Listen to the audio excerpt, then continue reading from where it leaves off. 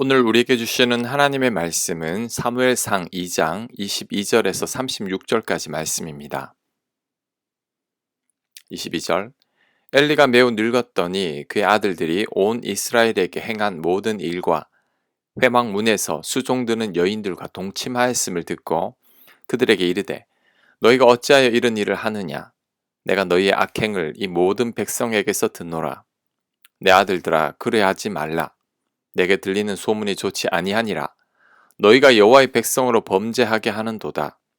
사람이 사람에게 범죄하면 하나님이 심판하시려니와 만일 사람이 여호와께 범죄하면 누가 그를 위하여 간구하겠느냐 하되 그들이 자기 아버지의 말을 듣지 아니하였으니 이는 여호와께서 그들을 죽이기로 뜻하셨음이더라. 아멘. 엘리가 매우 늙었다고 말합니다. 그냥 늙은 것도 아니고 매우 늙었다는 말은 모든 면에 있어서 인지 능력이나 판단 능력이 떨어짐을 의미합니다. 그래서인지 자신의 아들들이 회막문에서 수종드는 여인들과 동침했다는 것도 뒤늦게 소문을 듣고 알게 되었습니다. 그런데 이것은 심각한 범죄입니다.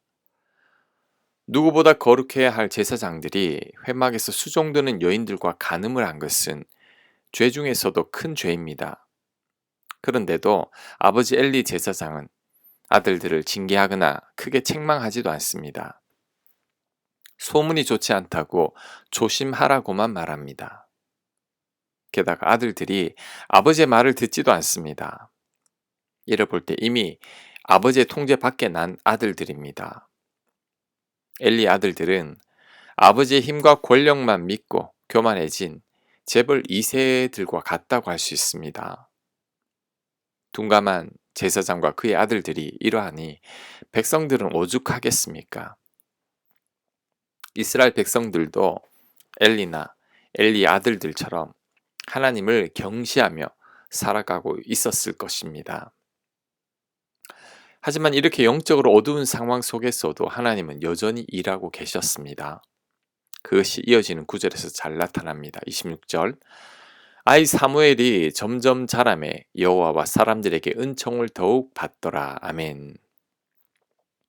아이 사무엘은 점점 자라고 있다고 합니다. 그나마 사무엘이 희망인 거죠. 엘리 제사장과 그의 아들들은 타락했지만 사무엘이 점점 자라나고 있으니 앞으로 소망이 있는 겁니다. 하나님은 이처럼 우리에게 사무엘과 같은 소망을 항상 남겨두십니다. 예를 들면 아브라함 가문의 소망은 요셉이었습니다. 7년 대기근을 버텨내고 아브라함 후손들이 번창하게 하기 위해 하나님은 요셉을 예비하셨습니다. 또한 애굽에서 종살이하고 있는 이스라엘 백성들을 구원하기 위해 하나님은 모세를 예비하셨습니다. 사사기 시대의 암흑 같은 상황 속에서는 사사들을 예비하셔서 이스라엘 백성들을 구원하셨습니다. 이런 하나님의 예비하심은 늘 있어 왔습니다. 결국에는 모든 인류를 구원하기 위해 예수님을 예비하셨던 거죠. 마찬가지로 우리들을 위해서도 하나님의 이런 예비하심이 있다는 것을 우리는 믿어야 합니다. 때로는 우리가 절벽 끝에 서 있는 것처럼 느껴질 때가 있습니다. 막다른 길을 만난 것처럼 느껴질 때도 있고 모든 게 다 끝난 것 같고 그래서 다 포기하고 싶을 때가 있습니다. 하지만 이때도 우리는 절망해서는 안 됩니다. 왜냐하면 사무엘을 예비하신 하나님께서 우리를 위해서도 예비하신 게 있기 때문입니다. 바알에게 무릎 꿇지 않은 7,000명이 있었던 것처럼 우리를 위한 하나님의 예비책이 분명히 있습니다. 그러니 우리는 포기만 하지 않으면 됩니다. 절망하지만 않으면 됩니다. 끝까지 하나님을 향한 믿음을 버리지 않으면 됩니다. 그럴 때 하나님께서 반드시 우리를 위해 역사하실 겁니다. 여호와 이레 하나님께서 우리를 도우실 것입니다. 우리는 그것을 믿기만 하면 됩니다. 아멘. 27절 하나님의 사람이 엘리에게 와서 그에게 이르되 여호와의 말씀이 너희 조상의 집이 애굽에서 바로의 집에 속하였을 때에 내가 그들에게 나타나지 아니하였느냐? 이스라엘 모든 지파 중에서 내가 그를 택하여 내 제사장으로 삼아 그가 내 제단에 올라 분향하며 내 앞에서 에봇을 입게 하지 아니하였느냐? 이스라엘 자손이 드리는 모든 화제를 내가 네 조상의 집에 주지 아니하였느냐? 너희는 어찌하여 내가 내 처소에서 명령한 내 제물과 예물을 밟으며 내 아들들을 나보다 더 중히 여겨 내 백성 이스라엘이 드리는 가장 좋은 것으로 너희들을 살지게 하느냐? 그러므로 이스라엘 하나님 나 여호와가 말하노라. 내가 전에 내 집과 내 조상의 집이 내 앞에 영원히 행하리라 하였으나 이제 나 여호와가 말하노니 결단코 그렇게 하지 아니하리라. 나를 존중히 여기는 자를 내가 존중히 여기고 나를 멸시하는 자를 내가 경멸하리라. 보라, 내가 네 팔과 네 조상의 집 팔을 끊어 네 집에 노인이 하나도 없게 하는 날이 이를지라. 이스라엘에게 모든 복을 내리는 중에 너는 내 처소의 환란을 볼 것이요 내 집에 영원토록 노인이 없을 것이며 내 제단에서 내가 끊어버리지 아니할 네 사람이 네 눈을 쇠잔하게 하고 네 마음을 슬프게 할 것이며 너희 집에서 출산되는 모든 자가 젊어서 죽으리라. 너희 두 아들 홈니와 비나스가 한날에 죽으리니 그 둘이 당할 그 일이 너에게 표징이 되리라. 내가 나를 위하여 충실한 제사장을 일으키리니 그 사람은 내 마음, 내 뜻대로 행할 것이라. 내가 그를 위하여 견고한 집을 세우리니 그가 나의 기름 부음을 받은 자 앞에서 영구히 행하리라. 그리고 너희 집에 남은 사람이 각기 와서 은 한 조각과 떡 한 덩이를 위하여 그에게 엎드려 이르되 청하노니 내게 제사장의 직분 하나를 맡겨 내게 떡 조각을 먹게 하소서 하리라 하셨다 하니라. 아멘.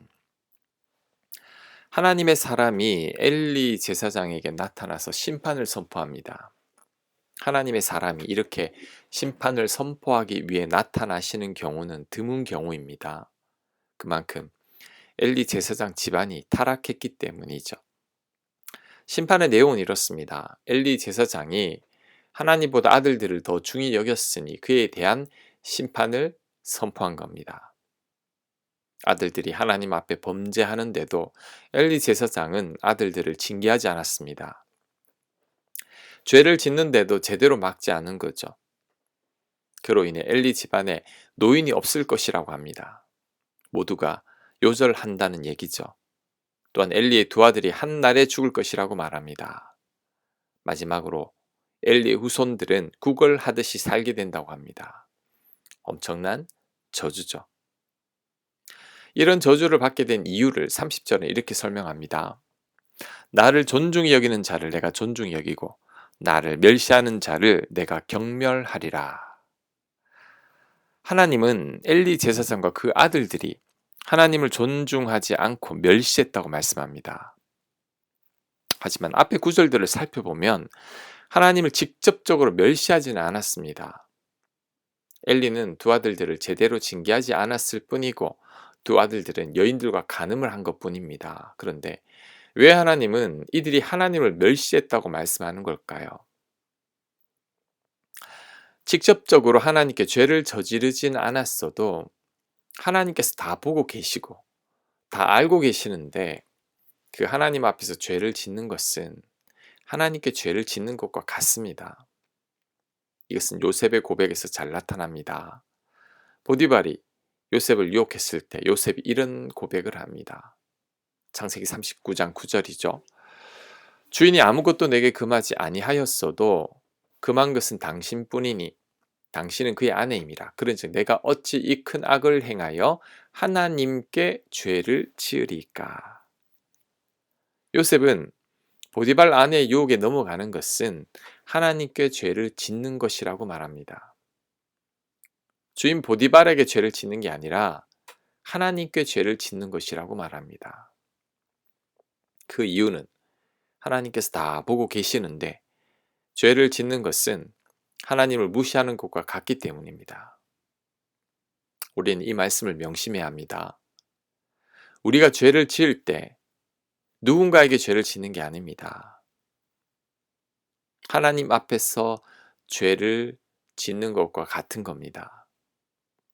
하나님께서 다 알고 계시는데 그 하나님 앞에서 죄를 짓는 것은 하나님을 무시하는 거죠.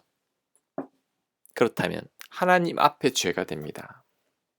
그러니 우리는 각별히 더 조심해야 합니다. 내가 죄를 저지를 때, 내가 뭔가 부끄러운 게 있을 때 하나님을 기억해야 합니다. 하나님 앞이라는 것을 명심해야 합니다. 요셉처럼 하나님을 두려워하는 마음으로 죄를 짓지 않으려고 애를 써야 합니다.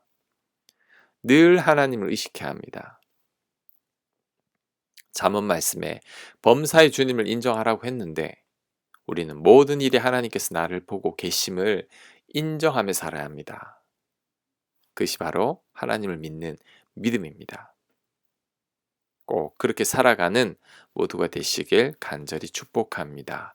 아멘. 하나님이 우리 눈에 보이지 않아도 늘 하나님께서 우리를 보고 계심을 잊지 않게 하옵소서. 그 사실을 명심하며 살아가는 저희들 되게 하여 주옵소서.